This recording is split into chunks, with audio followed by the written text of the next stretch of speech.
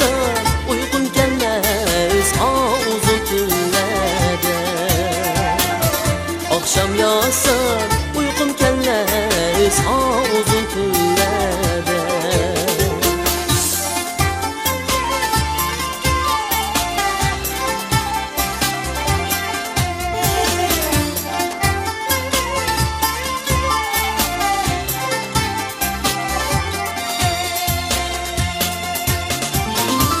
Atlar urur yollar yırar Kazminin derdi.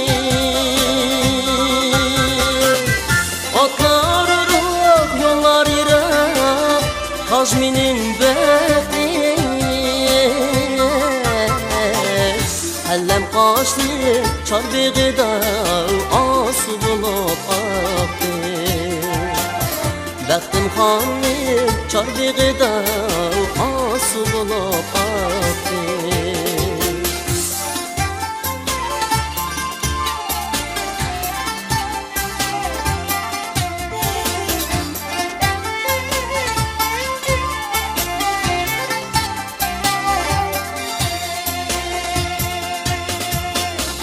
Ettim tasa deyim tatmay kaldım balağa.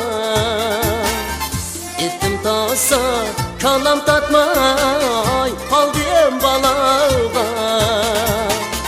Hellem kaçtı meyli bolsa açsın talağa.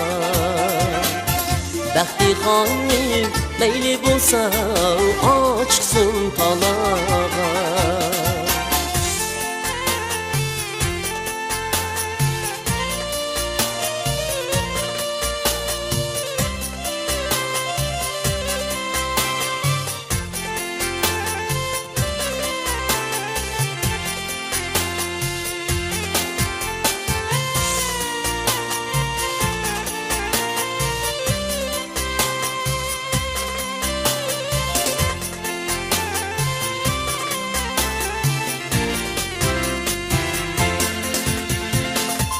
Atlar urur yollar yırar Kazminin derdi.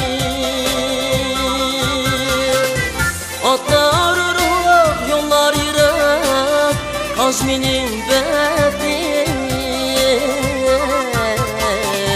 Hellem kaçtı çarbıgıda asu bulup aktı.